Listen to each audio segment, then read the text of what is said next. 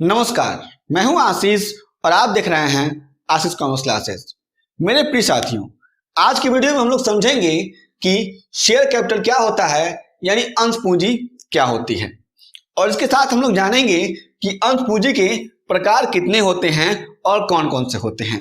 इसको हम लोग विशेष रूप से समझेंगे और जानेंगे। ये अंश पूंजी आप लोग अपने बुक कॉर्पोरेट अकाउंटिंग से पढ़ रहे हैं, तो इस बात को आप लोग ध्यान में रखेंगे कि यह कॉर्पोरेट अकाउंटिंग का पार्ट है। इसको आप लोग अपने बुक्स कंपनी लॉ में भी पढ़ सकते हैं, समझ सकते हैं, जान सकते हैं। उसके लिए भी यह क्वेश्चंस आता है। तो सबसे पहले हम लोग जानते हैं कि शेयर कैपिटल क्या होता है। आपको मालूम होगा कि जब कोई भी कंपनी शुरू होती है तो कंपनी के शुरू होने के बाद से कंपनी के बहुत सारे ऑब्जेक्टिव्स होते हैं, कंपनी के बहुत सारे उद्देश्य होते हैं। उन सारे के सारे उद्देश्यों को पूरा करने के लिए कंपनी को क्या होता है, पैसे की आवश्यकता पड़ती है। तो जब कभी भी कंपनी को उन सारे के सारे उद्देश्यों को पूरा करने के लिए पैसे की आवश्यकता पड़ती है, तो कंपनी के पास, अगर वह कंपनी पब्लिक कंपनी है, कौन सी कंपनी है? पब्लिक कंपनी है, यानी सार्वजनिक कंपनी है। अगर वह कंपनी सार्वजनिक कंपनी है तो उसके पास यह अथॉरिटी होती है कि वह पब्लिक कंपनी यानी सार्वजनिक कंपनी बाहर से पैसे ला सकती है। तो कंपनी क्या करती है, अपने हिसाब से कुछ उद्देश्यों को फुलफिल करने के लिए, पैसे लाने के लिए बाहर के लोगों से क्या करती है, उन्हें शेयर इशू कर देती है। क्या करती है? शेयर इशू कर देती है। ये बहुत सारे लोग हैं, इनको शेयर इशू कर दिया जाएगा। ये बहुत सारे लोग हैं, इनको शेयर इशू कर दिया जाएगा। तो इन लोगों को जब शेयर इशू किया जाएगा तो इनको शेयर सर्टिफिकेट दे दिया जाएगा और कंपनी क्या करेगी, इनसे पैसे ले लेती है। ठीक है ना? तो यहां पे समझने वाली बात है कि जब कभी भी कंपनी अपने बिजनेस के जो भी ऑब्जेक्टिव हैं, यानी जो भी उद्देश्य हैं, उन सभी उद्देश्यों की पूर्ति के लिए लोगों से शेयर के रूप में, यानी शेयर ट्रांसफर करके उनको, यानी अपनी कंपनी का हिस्सा ट्रांसफर करके जब उनसे पैसे लेती है, उसको कहा जाता है शेयर कैपिटल, यानी अंश पूंजी। साधारण भाषा में आप लोग समझ सकते हैं कि कंपनी के पास ऐसी पूंजी जो अंश के रूप में आ रही है, उसको कहा जाएगा अंश पूंजी। उसी को हम लोग कहते हैं अंश पूंजी। तो इस एग्जाम्पल से आपको समझ में आ गया होगा कि कंपनी का शेयर कैपिटल क्या होता है, यानी अंश पूंजी क्या होती है। कंपनीज एक्ट 2013 में इसके लिए बहुत सारी बातें कही गई हैं, आप लोग अपने बुक को रेफर कर सकते हैं। अब हम आगे बढ़ते हैं और देखते हैं कि कंपनी के पास जो शेयर कैपिटल होती है, यानी जो अंश पूंजी है, उसमें इसके प्रकार कौन कौन से होते हैं, यानी कंपनी के पास जो अंश पूंजी है इसको कितने कितने भागों में बांटा गया है। तो हमारे पास कुल 9 प्रकार आते हैं, जिसमें पहला है अधिकृत पूंजी, जिसको ऑथराइज कैपिटल कहते हैं। दूसरा है निर्गमित पूंजी, जिसको हम लोग इशूड कैपिटल कहते हैं। तीसरा है अनिर्गमित पूंजी, जिसको अनइशूड कैपिटल कहा जाता है। चौथा है पार्थिव पूंजी, जिसको हम लोग सब्सक्राइब्ड कैपिटल कहते हैं, जिसका डेफिनेशन सेक्शन 2 क्लॉज 86 में दिया गया है कंपनीज एक्ट 2013 के। हमारे पास पार्थिव पूंजी में 2 तरह की पूंजी आती है, पार्थिव एवं पूर्णदत्त, subscribed and fully paid up capital. दूसरा है पार्थिव लेकिन पूर्णदत्त नहीं, यानी subscribed but not fully paid up capital होता है।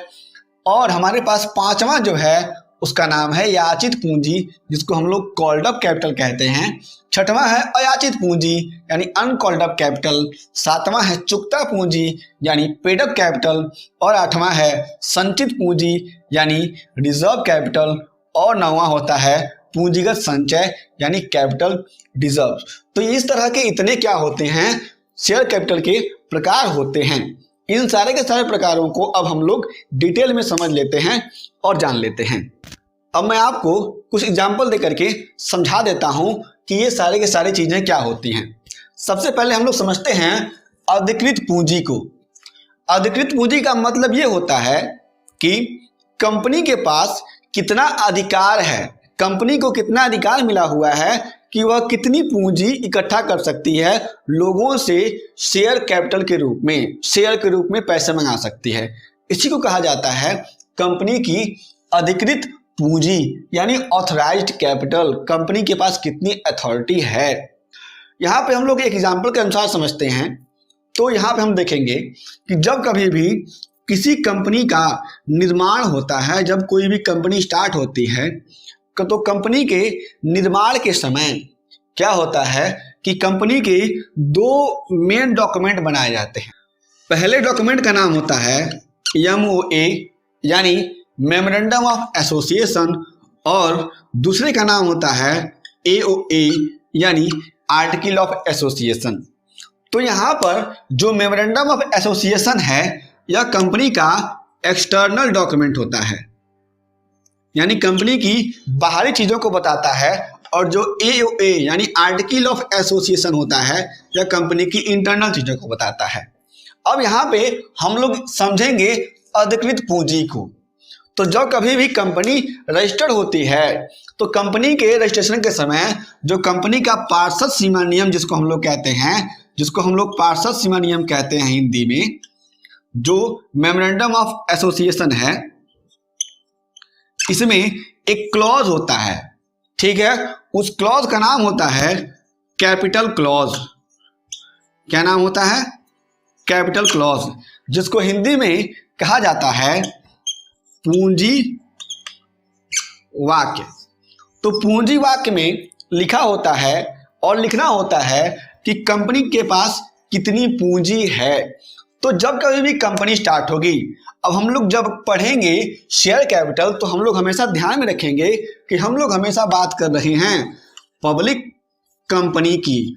तो जब कभी भी कंपनी का मेमोरेंडम ऑफ एसोसिएशन यानी कंपनी का पार्षद सीमा नियम बनता है, तो कंपनी के पार्षद सीमा नियम में कंपनी को यह अधिकार दिया जाता है, और यह अधिकार दिया जाता है कि कंपनी क्या कर सकती है, कितने रुपए की कैपिटल मंगा सकती है। तो कंपनी को यह अधिकार दिया जाता है कि कंपनी कितने का कैपिटल मंगा सकती है शेयर इशू करके, और यह अधिकार होने के कारण ये कहा जाता है कि यह कंपनी की अधिकृत पूंजी है, यानी कंपनी के पास ये अथॉरिटी होती है कि कंपनी इतने पैसे मंगा सकती है। जैसे कंपनी के जो भी कैपिटल क्लॉज हैं उसमें लिख दिया गया कि कंपनी, जो भी कंपनी, मान लीजिए हमने ए लिमिटेड नाम रख दिया, तो ए लिमिटेड 10 लाख रुपए मंगा सकती है शेयर इशू करके। तो हम लोग कहेंगे कि कंपनी के पास पूरी की पूरी जीवन काल में, तो हम लोग कहेंगे कि कंपनी के पास पूरे के पूरे जीवन काल में 10 लाख रुपए मंगाने के क्या हैं, अधिकार प्राप्त हैं। इसी को हम लोग कहते हैं ऑथराइज कैपिटल यानी अधिकृत कैपिटल। यहाँ पे समझने वाली बात यह है कि इसी कैपिटल के साथ जो कंपनी होती है वह रजिस्टर्ड होती है। इसी को हम लोग कह देते हैं, इसको हम लोग रजिस्टर्ड कैपिटल भी कहते हैं। और रजिस्टर्ड कैपिटल को हिंदी में कहा जाता है पंजीकृत पूंजी। तो इसे पंजीकृत पूंजी भी कहा जाता है। इस बात को आपको समझना है और जानना है। तो हमने समझ लिया कि अधिकृत पूंजी यानी ऑथराइज कैपिटल क्या होता है। अब समझते हैं निर्गमित पूंजी। मेरे प्रिय साथियों, यहाँ पर हम लोगों ने समझा है कि कंपनी का जो अधिकृत पूंजी है वह क्या होता है। अब अधिकृत पूंजी से ही रिलेटेड है आपका निर्गमित पूंजी। कंपनी के पास, हमने एग्जाम्पल में देखा था कि कंपनी के पास 10 लाख रुपए मंगाने के अधिकार थे, यानी कंपनी की जो अधिकृत पूंजी थी वह 10 लाख रुपए की थी। ठीक है, तो कंपनी के पास जो अधिकार है, यानी जो कंपनी के पास जो अधिकृत पूंजी है वह 10 लाख रुपए की अथॉरिटी है। तो कंपनी क्या करती है कि पूरे के पूरे पैसे एक ही बार नहीं मंगा लेती है। इसको कंपनी क्या करती है, डिवाइड कर देती है। क्योंकि अगर कंपनी क्या करेगी, पूरे के पूरे पैसे एक ही बार मंगा लेगी तो आगे चल के जब कभी कंपनी को आवश्यकता पड़ेगी, कंपनी को पैसे चाहिए होते हैं, तो उस समय कंपनी के पास पैसे नहीं होंगे और कंपनी को फाइनेंशियल दिक्कतें हो सकती हैं।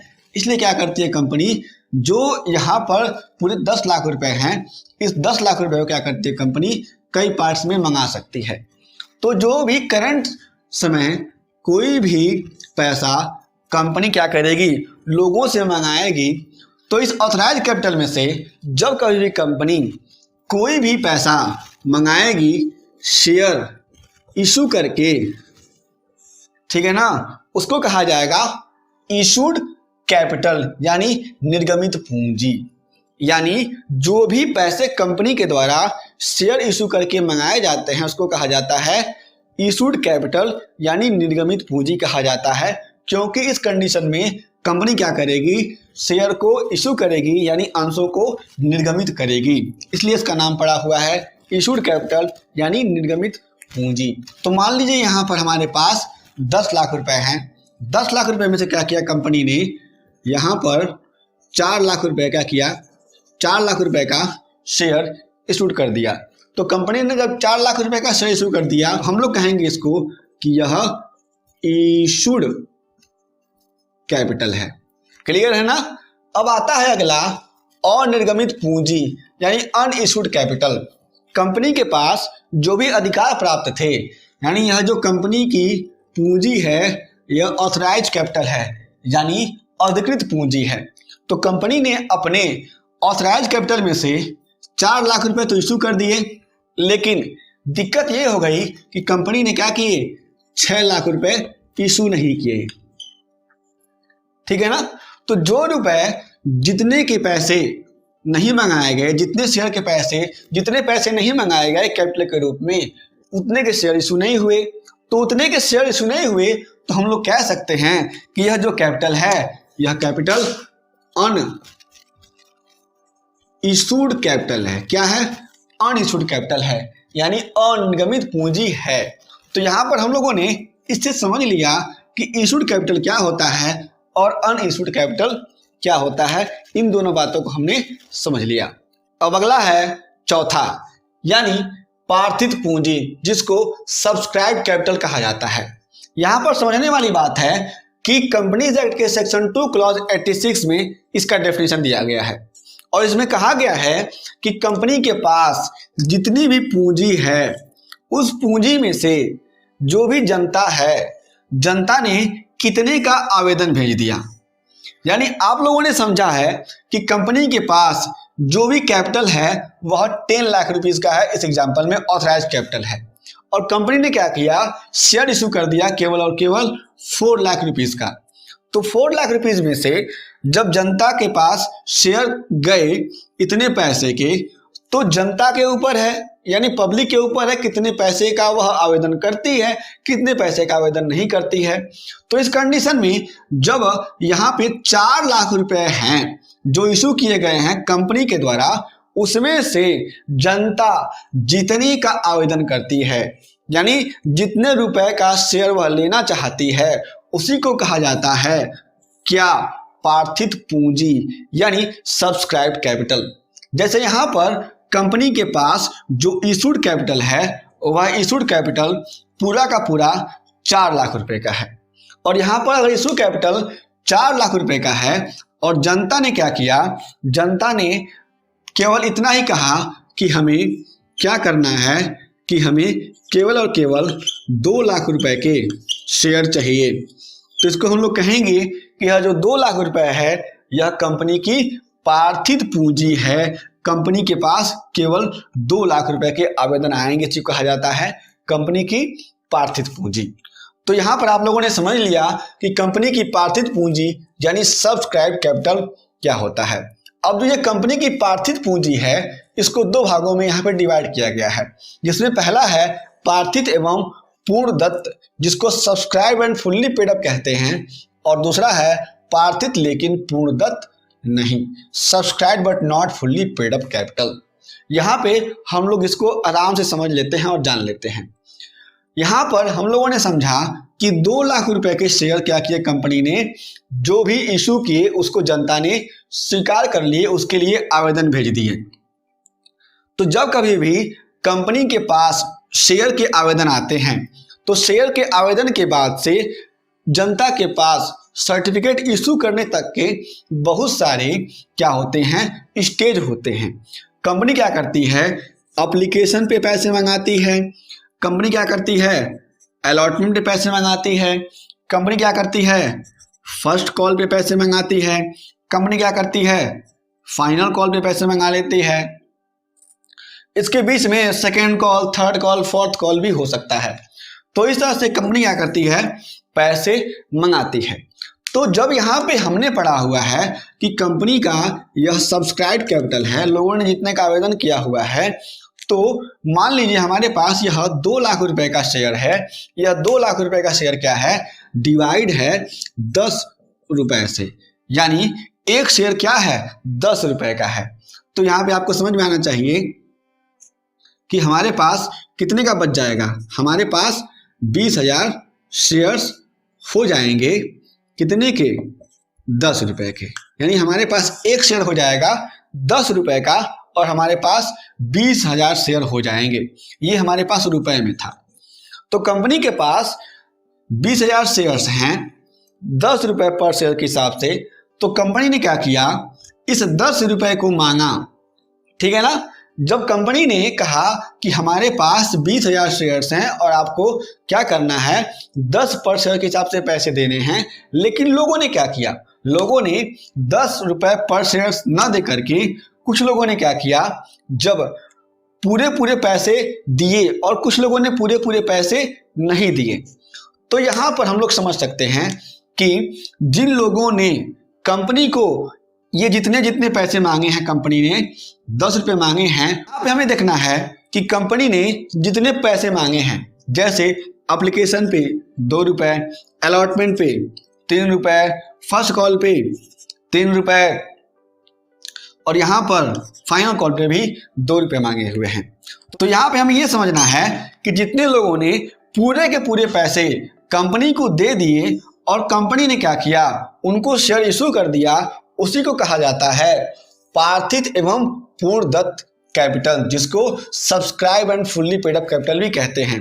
तो यहाँ पर कोई भी शेयर होल्डर्स है जिसने क्या किया, पूरा का पूरा पैसा दे दिया, तो उन सारे शेयर होल्डर्स को हम लोग कहेंगे कि वे क्या हैं, पार्थित एवं पूर्णदत्त पूंजी को सब्सक्राइब करने वाले हैं। अब यहाँ पे एक और कॉन्सेप्ट है बी, यानी पार्थित लेकिन पूर्णदत्त नहीं।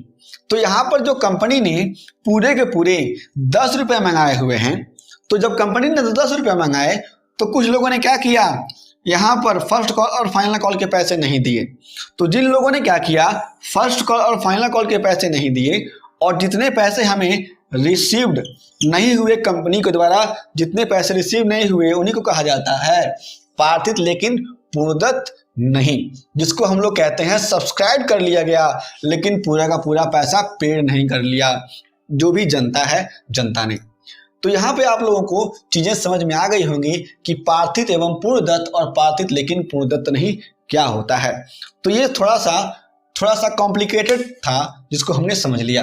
अब हम बात करते हैं याचित पूंजी की, यानी कॉल्ड अप कैपिटल की। मेरे प्रिय साथियों, आप लोगों ने ये समझा कि जो भी यहाँ पर कंपनी की ऑथराइज कैपिटल थी, उसमें से कंपनी ने क्या किया, कुछ कैपिटल इशू कर दिए। इशू करने के बाद से यहाँ पर लोगों ने क्या किया, इतना सब्सक्राइब कर लिया, इसको सब्सक्राइब कैपिटल यानी पार्थित कैपिटल बोल दिया, यानी पार्थित पूंजी बोल दिया। उसके बाद से उसमें से जो भी पूरे के पूरे पैसे पे हो गए, उनको मैंने कह दिया कि वह हो गया आपका पूर्णदत्त, और जो पूर्णदत्त नहीं है वो हमारा अलग हो गया, जिनके पैसे हमें नहीं मिले। तो यहाँ तक हमने समझ लिया और जान लिया।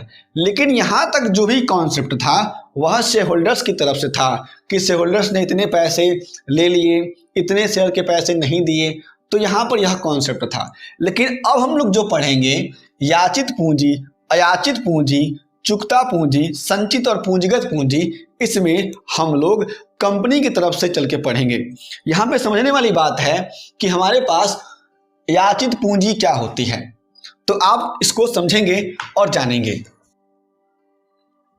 यहाँ पर कंपनी के पास 20,000 शेयर्स 10 रुपए पर शेयर के हिसाब से हैं। तो यहाँ पर आप लोग समझेंगे कि कंपनी के ऊपर ये है कि कंपनी कितने पैसे मंगाएगी, कितने पैसे नहीं मंगाएगी। तो यदि कंपनी ने क्या किया, कंपनी ने इस 10 रुपए में से केवल 5 रुपए मंगाए या फिर कंपनी ने 7 रुपए मंगाए, जो हमने यहाँ पे लिखा था, एप्लीकेशंस के 2 रुपए, अलॉटमेंट के 3 रुपए, फर्स्ट कॉल के 3 रुपए और फाइनल के कितने, 2 रुपए। तो कंपनी ने क्या किया, या तो 5 रुपए 7 रुपए जितने मंगा लिए, तो उसी को कहा जाता है कॉल्ड अप कैपिटल। क्या कहा जाता है, कॉल्ड अप कैपिटल। यानी कंपनी ने कितने की कॉलिंग की, यहाँ पे याचित कहा गया है, यानी कंपनी ने कितने की पैसे की याचना करी, उसी को कहते हैं हम लोग याचित पूंजी। जो हमारे पास, एग्जाम्पल को मैं एक बार और दोहरा देता हूँ कि कंपनी के पास 20,000 शेयर्स के यहाँ पर बातें आएंगी, तो वह 20,000 शेयर्स क्या हैं, 10 रुपए पर शेयर के हिसाब से हैं। तो कंपनी ने क्या किया, पूरे 10 के 10 न मंगा करके कंपनी ने केवल 5 रुपए मंगाए या 7 रुपए मंगाए या कंपनी ने केवल 8 रुपए मंगाए, तो जितने के जितने पैसे यहाँ पे कंपनी ने मंगाए उसको कहा जाता है याचित पूंजी, यानी कॉल्ड अप कैपिटल।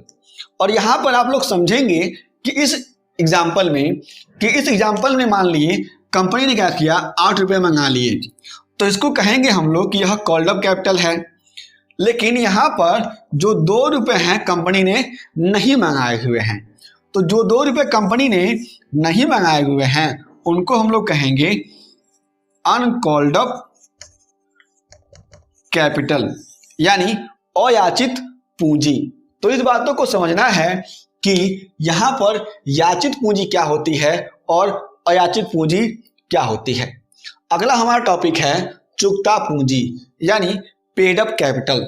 अब पेड अप कैपिटल क्या होता है उसको हम लोग समझ लेते हैं और जान लेते हैं। चुकता पूंजी के बारे में, यानी पेड अप कैपिटल के बारे में आप समझ लीजिए कि पेड अप कैपिटल वह कैपिटल होती है जो कंपनी ने मंगाया, यानी यहाँ पर कंपनी ने 10 रुपए पर शेयर के हिसाब से हैं और कंपनी ने क्या किया, कंपनी ने 8 रुपए पर शेयर के हिसाब से पैसे मंगा लिए। यानी कंपनी ने कहा कि आप हमको केवल 8 रुपए दीजिए, 2 रुपए बाद में दीजिएगा।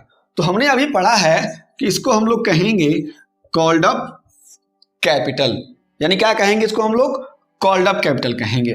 तो इस कंडीशन में जो कॉल्ड अप कैपिटल कंपनी ने कॉलिंग करी हुई है, यानी याचित करी हुई है कि आप लोग हमें इतने पैसे दीजिए, यानी 8 रुपए दीजिए, तो जब कभी भी जनता क्या करती है, इतने के पूरे पैसे क्या करेगी, दे देगी इनको, उसको हम लोग कहेंगे यह क्या है, पार्थित।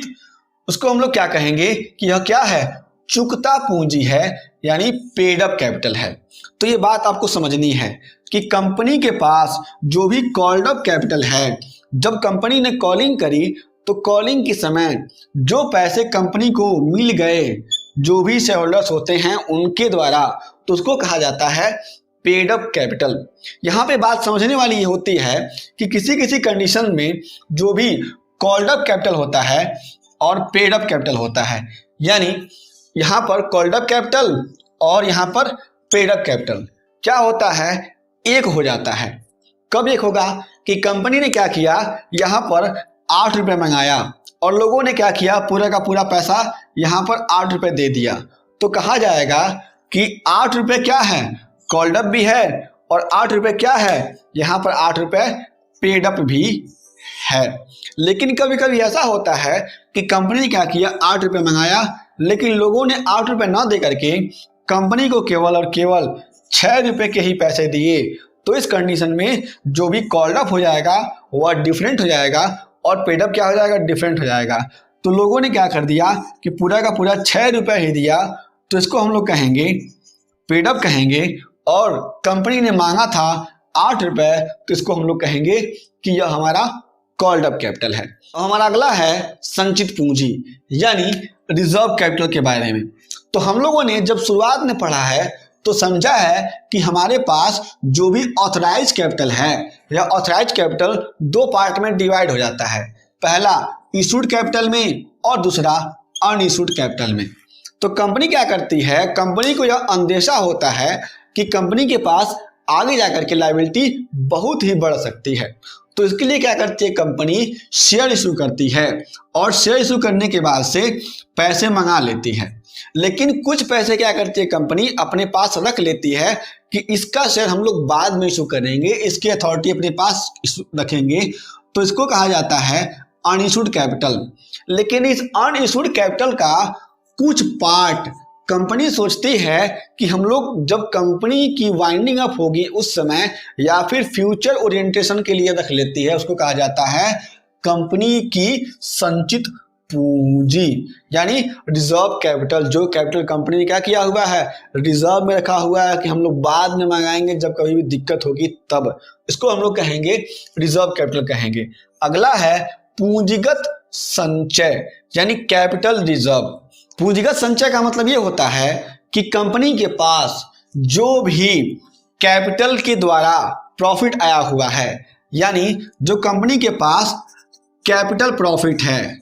कैपिटल प्रॉफिट कैसे आएगा, कंपनी के पास कोई भी एसेट है, कैपिटल एसेट है, और कंपनी ने क्या किया उसको बेच दिया, तो उसको बेचने के बाद से जो कंपनी के पास पैसे आएंगे उसी को कहा जाता है कैपिटल प्रॉफिट। तो कैपिटल प्रॉफिट को बेचने के बाद से कंपनी के पास जो पैसे आते हैं उन्हीं पैसे में से क्या किया जाता है, जब एक अलग से रिजर्व बनाया जाता है उसी को कहा जाता है, क्या कहा जाएगा, पूंजीगत संचय यानी कैपिटल रिजर्व कहा जाता है।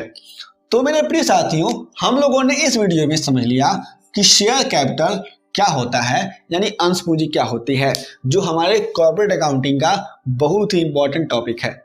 इसके बाद से हम लोग समझेंगे कि किस तरीके से हमें कंपनी के शेयर को इशू करने हैं और कंपनी के शेयर की अकाउंटिंग करनी है जब शेयर इशू होगा। तो उन सब चीज़ों के लिए हमें ये जितने प्रकार के शेयर कैपिटल हैं, इन सारे शेयर कैपिटल को पढ़ना बहुत जरूरी था, इसलिए मैंने आपको इसको बता दिया और समझा दिया। हम फिर से मिलेंगे एक नए वीडियो के साथ। यदि आपके पास और कोई भी प्रश्न है तो उन सारे प्रश्नों को हमें भेज दें। तब तक के लिए जय हिंद।